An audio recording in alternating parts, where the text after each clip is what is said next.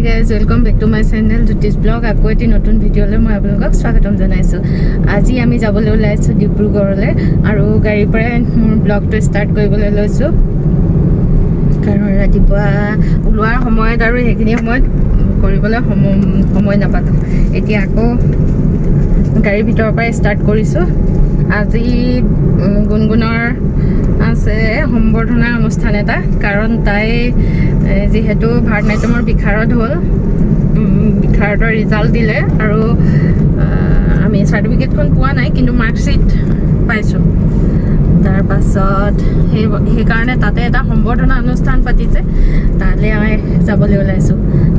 ডিব্ৰুগড়ত কেনেকুৱা পানীৰ পৰিস্থিতিটো কেনেকুৱা হৈ আছে গম পোৱা নাই, কিন্তু গৈছোঁ আৰু ওলাই ঘৰৰ পৰা। কেনেকৈ কোনফালেদি যাওঁ আৰু ৰাস্তাৰ য'ত হৈছে আমি জেগাডোখৰ চিনি নাপাওঁ, কিন্তু ওলামগৈ আৰু যেনে তেনে। আৰু কেনেকুৱা ক'ত কি পানী হৈছে একো গম পোৱা নাই, এতিয়া খালি ওলাই আহিছোঁহে ঘৰৰ পৰা। তাই আজি সম্বৰ্ধনা অনুষ্ঠানটোলৈ আমি এতিয়া গৈ আছোঁ। আপোনালোকে বলক, পাৰিলে অকণমান ভিডিঅ' কৰি আপোনালোকক দেখাম। এয়া চাওক আমাৰ টিংৰাই চাৰিআলি কাষত এনেকুৱা পানী হৈছে, কাৰণ টিংৰাই নদীখন ওচৰতে আছে যে সেইকাৰণে পানী হৈছে। টিংৰাই নদীখনো বাঢ়িছে, চব নৈ যেনেকৈ অসমৰ সকলো নৈ উপনৈ বাঢ়ি গৈছে আৰু সেইকাৰণে বহুত জেগাত পানী হৈছে। আৰু সেইকাৰণে এয়া চাওক কিমান পানী, কাষতে ৰাস্তাৰ কাষতে বহুত পানী আছে। তাকে ভিতৰুৱা কিছুমান গাঁও বানপানী হৈছে আৰু আমাৰ গুণগুণহঁতৰ স্কুলতো বানপানী সোমাইছিলে। এতিয়া অলপ অলপ শুকাইছে, পিছে বৰষুণটো কমিব লাগিব। বৰষুণ কমিলে আৰু ব্ৰহ্মপুত্ৰৰ যদি জলপৃষ্ঠটো কমি যায় তেতিয়া আৰু বাকী নৈবিলাকো কমিব পানী, মানুহখিনিয়ে তেতিয়া সকাহ পাব। আৰু এতিয়া আমি ডিব্ৰুগড়ৰ নতুন চিৰিংগাঁৱলৈ গৈ আছোঁ আৰু তাতে অনুষ্ঠানভাগি অনুষ্ঠিত কৰিছে লনাথ চৌখামদেৱৰ বাসগৃহত।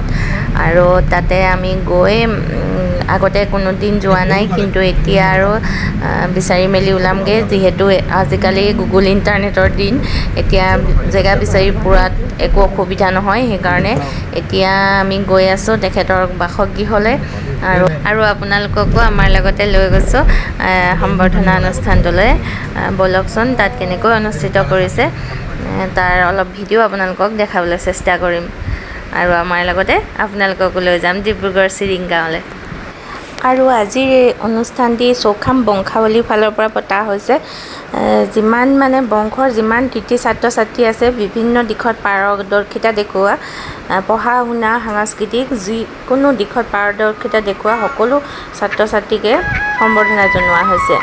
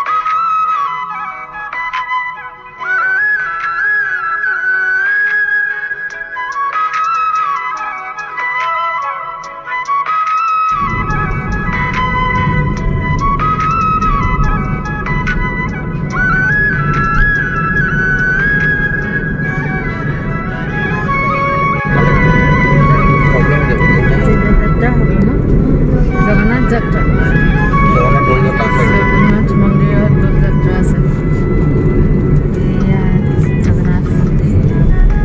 ধেৰ মানুহ হৈছে দেই, ধেৰ মানুহ হ'ব। ইমান গাড়ী।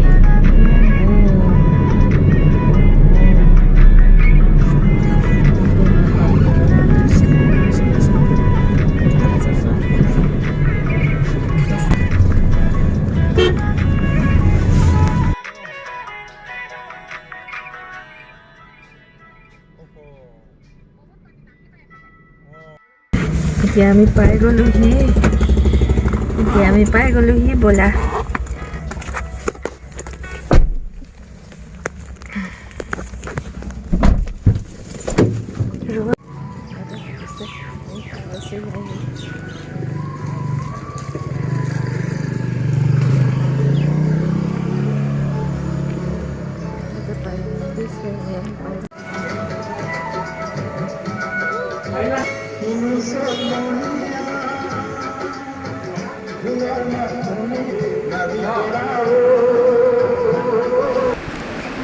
তেওঁলোকৰ ভিতৰতে আমাক বহিব দিলে। এনেকৈ ইয়াতে শিৱসাগৰৰ পৰা অহা ছাত্ৰ ছাত্ৰীও আছে।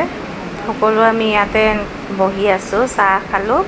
তাৰপাছত এতিয়া মিটিং আৰম্ভ হোৱা নাই, লাহেকৈ আমি বাহিৰত বহিবলৈ যাম আৰু।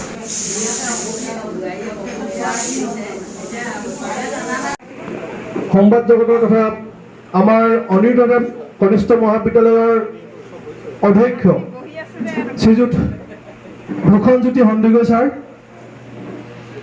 আমি তেখেতক আমাৰ মঞ্চলৈ আমন্ত্ৰণ জনাইছোঁ।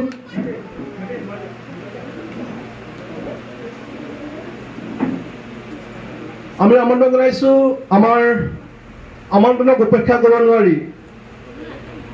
আমি যেতিয়াই তেখেতক আমন্ত্ৰণ জনাওঁ, তেখেত য'তেই থাকে আমাৰ আমন্ত্ৰণৰ প্ৰতি সহায় জনাই প্ৰতিটো অনুষ্ঠানলৈ ঢাপলি মাৰি আহিছে। সেয়া হৈছে শ্ৰীযুত যাদৱ গগৈ ছাৰ। আহক গগৈ ডাঙৰীয়া, তেখেত হৈছে এজন সাংবাদিক। আমি আমাৰ মঞ্চলৈ আমন্ত্ৰণ জনাইছোঁ শ্ৰীযুত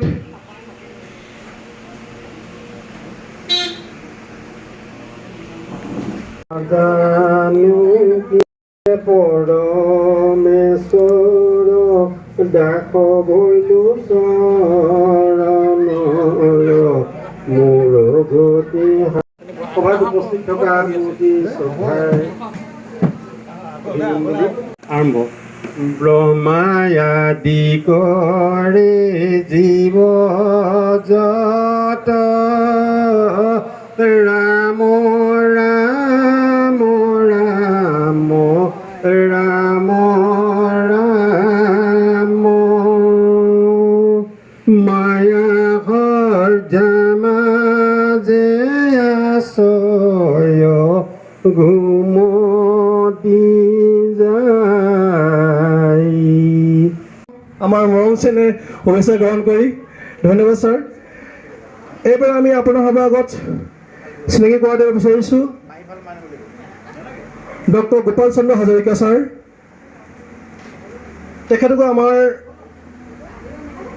পৰিস্মিতাৰ এখনি আমাৰ মৰম চেনেহ শ্ৰদ্ধা বিজড়িত চেলেঞ্জ ছাৰে তেখেতক সম্ভাষণ জনাইছে তথা আমাৰ এই অনুষ্ঠানলৈ আন্তৰিক অভিনন্দন জনাই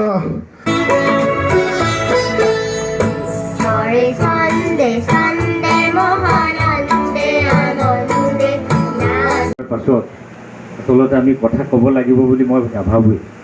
আৰু সেই যিখিনি কথা ক'বলৈ যায় তেওঁ আচলতে মৌনতাই শ্ৰেষ্ঠপুৰত আচলতে এনেকুৱা ধৰণৰ হয়, যেতিয়া মুখখন মেলে জ্ঞানী সেইজনেই যেতিয়ালৈকে জ্ঞানী তেতিয়ালৈকে তেওঁ মুখখন নেমেলে। 30টা ভাষা আছিলে, ভাষাবোৰ এতিয়া বহুত মৰিলে, 50টামান আছেগৈ। কেলে? আমাৰ চৰ্চাৰ অভাৱ, আমাৰ হীনমন্যতাৰ অভাৱ। আমি যে এই যে মই কৈছোঁ মই বুলি ক'বলৈ আমি বেয়া পাওঁ।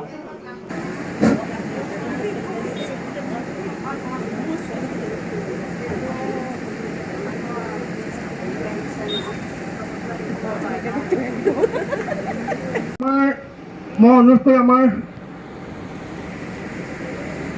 পৰিস্মিতা দিবা নেকি? পৰিস্মিতাৰ বিধায় দিয়া সকলোকে এটি উচ্চ হাস্যপ্ৰিয় তেখেতসকলক মই সম্বৰ্ধন কৰিবলৈ অনুৰোধ জনাইছোঁ। ধন্যবাদ নিচাদেউ। আপোনালোকৰ এই মৰম চেনেহ গ্ৰহণ কৰি নিশ্চয়কৈ আমাক নৱপ্ৰজন্মৰ প্ৰতিনিধি হিচাপে আমাক আপুনি নিশ্চয়কৈ উপকৃত কৰিছে। আপোনালোকৰ এনেধৰণৰ আশীৰ্বাদ আমি সদায় কামনা কৰিম।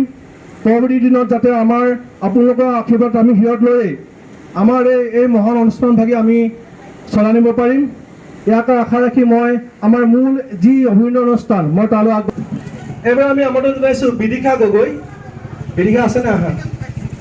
বিদিশাক এখনি মানপত্ৰ, এখনি ফুলাম গামোচা, এটি ফুলৰ থোপা আৰু আৰ্থিক সাহায্য প্ৰদান কৰিব। এই সমগ্ৰ অনুষ্ঠানটিৰ যি আৰ্থিক সাহায্য প্ৰদান কৰিছে সেয়া হৈছে স্বৰ্গীয় অৰবিন্দ কুমাৰ গগৈৰ পৰিয়াল। তেখেতৰ সুযোগ্য সহধৰ্মী হৈছে শ্ৰীযুতা লাৱণ্য গগৈ। তেখেতৰ কাৰণে এটি হাস্যপ্ৰি মই বিচাৰিছোঁ। তেখেতে ইমান দূৰ কষ্ট কৰি আহি এই যে আমাৰ অনুষ্ঠানটোত উপস্থিত হৈছেহি। আৰু এইবাৰ মই এখনি গামোচা এটি ফুলৰ থোপা আৰু যিখন অভিনন্দন পত্ৰ তেখেতক প্ৰদান কৰিবলৈ মই অনুৰোধ জনাইছোঁ। নিবাসী অঞ্জু গগৈ গাড়ীৰে তেখেতক অভিনন্দন প্ৰদান কৰিছে।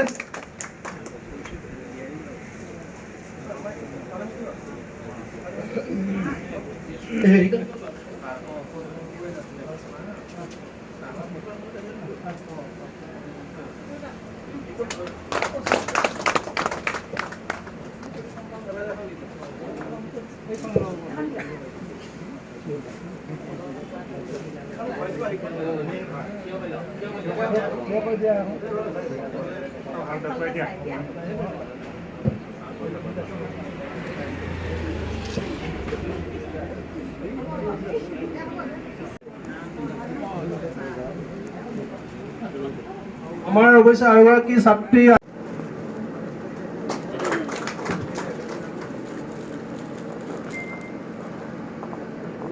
এয়া হৈছে অঞ্জু গগৈ। ধন্যবাদ।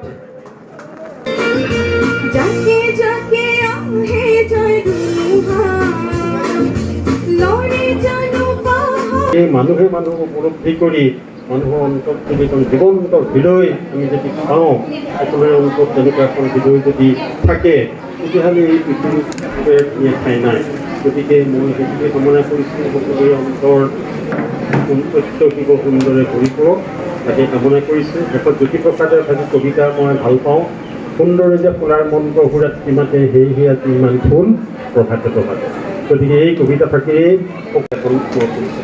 এতিয়া আছে আমাৰ জাতীয় সংগীত। আমি সকলোৱে গাঁও হওক জাতীয় সংগীত ভাল লাগে। আৰম্ভ। ও মোৰ আপোনাৰ দেশ, ও মোৰ চিকনি দেশ, এনেখন শুৱলা, এনেখন সুফলা, এনেখন মৰমৰ দেশ।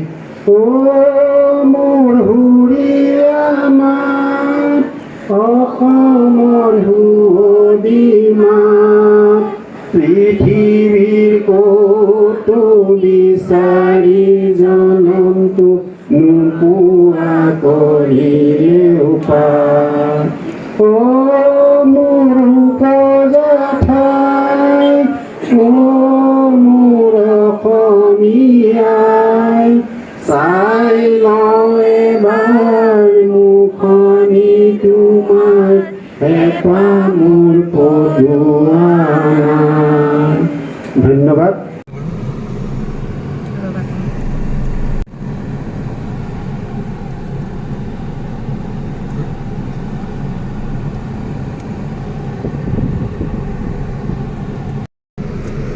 আমি এতিয়া সম্বৰ্ধনা অনুষ্ঠানৰ পৰা খাই বৈ উভতিলোঁ।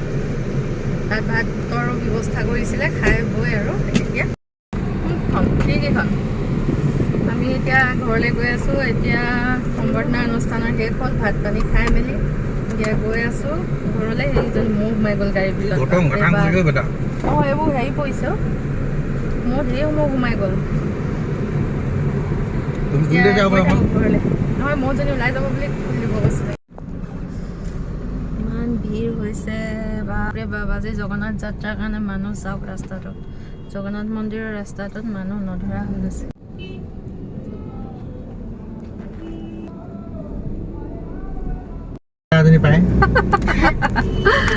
আমি এতিয়া আহিয়ে জগন্নাথ মন্দিৰৰ ওচৰ পালোহি। ইমান ভিৰ হৈছে মানুহ, বা ধেৰ গাড়ী একদম মানে ভিৰ লাগি গৈছে এইডোখৰত।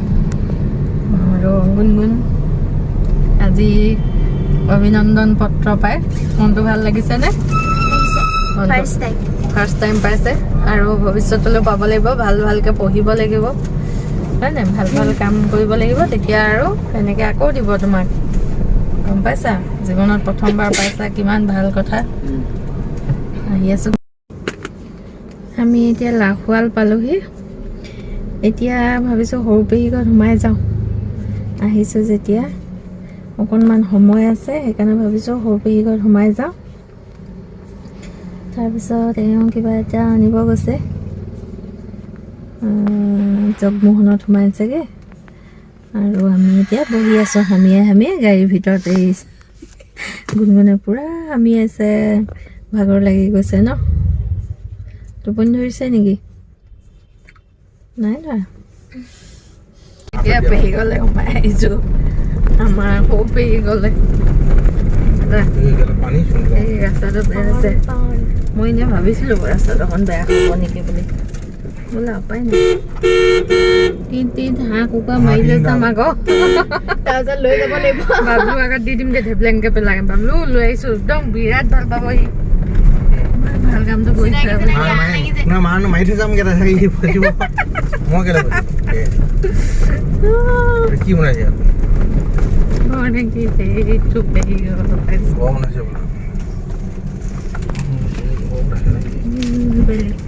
বেলিৰ পোহৰটো পূৰা পৰিছে মোৰ মোবাইলটোতে। আহিও চকুৱে একোৱে দেখা নাই, চকুৱে পিংক পানী পিঠিও আছে কোন পেহী? এয়া বাবলু পাই নুপু ঘৰ বাবলু। আমি এতিয়া আহি টিঙাই চাৰিআলি পালোহি আৰু এতিয়া ঘৰলৈ বেছি ডোখৰ নাই আৰু এতিয়া ভাবিছোঁ ভিডিঅ'টো ইয়াতে সামৰণি মাৰোঁ। আন্ধাৰ হৈ গৈছে, দেখিয়ে পোৱা নাই। এতিয়া ভাবিছোঁ ভিডিঅ'টো ইয়াতে আমি সামৰণি মাৰোঁ। আৰু আজিৰ ভিডিঅ'টো যদি চাই ভাল লাগিলে লাইক শ্বেয়াৰ আৰু ছাবস্ক্ৰাইব কৰি দিব। আৰু ছাবস্ক্ৰাইব নতুনকৈ যিসকলে চাই আছে ছাবস্ক্ৰাইব কৰিবলৈ নাপাহৰিব। আন্ধাৰ হৈছে, লাইটটো ভালকৈ অহা নাই। এতিয়া আমি গৈ থাকোঁ ঘৰলৈ। Bye bye.